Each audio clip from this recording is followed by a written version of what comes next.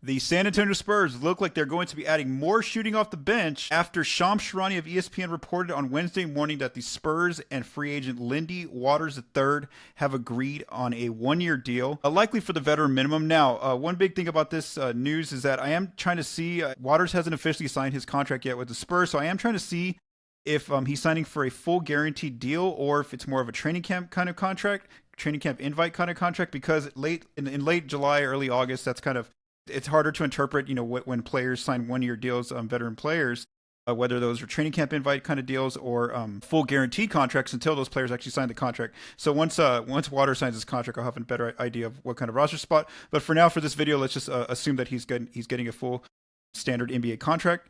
So Waters III, just a quick background, has 4 years of NBA experience, mainly with the Oklahoma City Thunder, where he spent a lot of his first years of his career. Then this past season, he spent time with both Golden State and Detroit Pistons. He spent more time with the Warriors last season. Mainly played in a reserve role on all of his teams with the OKC, Golden State, and Detroit. He's never played in more than 41 games in a season during his 4-year career. He's mainly known for his outside shooting ability. He's a 36.6% outside shooter from the wing.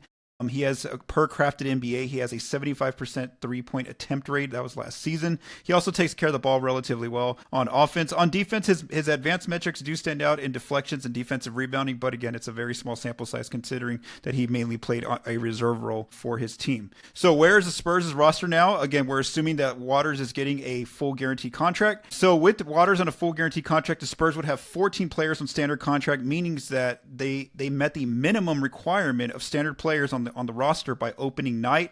They can add one extra player, a 15th additional player on a standard contract, but they do not have to do that. They can go into the season with 14 players. As far as the two-way roster, they just recently signed David Jones-Garcia officially on Wednesday to a two-way contract, meaning that they have 2 open two-way spots. And we do want to acknowledge that both Riley Minix and Harrison Ingram can return on two-way contracts if they accept their qualifying offers, as they're currently restricted free agency. Now, as far as a role projection for Waters III, most likely where he's kind of been with OKC and Detroit and the Warriors, more of a reserve wing kind of player. So likely a reserve wing role behind Julian Champagnie, Keldon Johnson, and Carter Bryant. I think that in training camp, he's going to be battling with Carter Bryant, with David Jones-Garcia to try to, get some minutes ahead of Champagnie or Keldon. But again, most likely a reserve role on the Spurs where he would kind of come into games if it's a situational lineup where the Spurs need some shooting, where maybe a wing player gets into foul trouble or a wing player's out for a number of games due to injury. And it's just going to be an interesting training camp for the Spurs now that they've added some extra shooting off the bench and players like David Jones-Garcia and also Lindy Waters III.